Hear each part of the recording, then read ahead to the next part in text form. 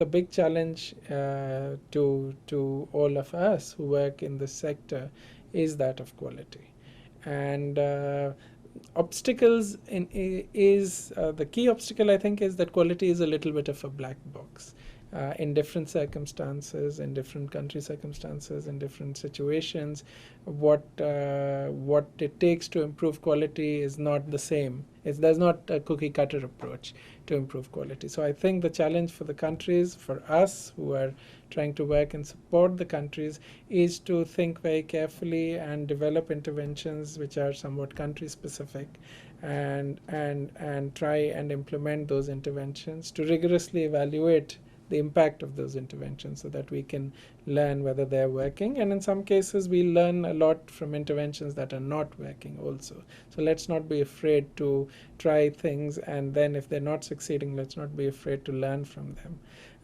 And the more we can learn from these kinds of things, and as Pablo was saying, the more we can evaluate the impact of these various interventions, the more effective we will be in minimizing these challenges, and in increasing our learning and the country's learning on what it takes to improve quality. I see that as our big challenge over the next 5, 10, 15 years. And it will, I think we should be honest, it's not going to be easy to address that challenge, but I think the way that many of the South Asian countries are beginning to think about it, and already thinking about it and implementing programs to alleviate quality problems, I think it gives us quite a bit of hope for what is going to happen in the future in this area.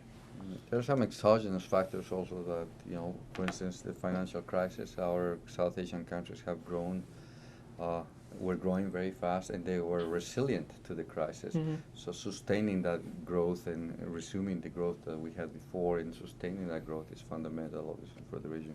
We talked about some other issues, such as the nutrition issues, which need to be tackled. And finally, I think, obviously, our country is one of the regions with countries that are post-conflict or are in the midst of conflict, and certainly those issues also affect the eventual outcomes. But I think that the region is tackling many of those issues with a lot of you know confronting those issues very well, and trying to move forward.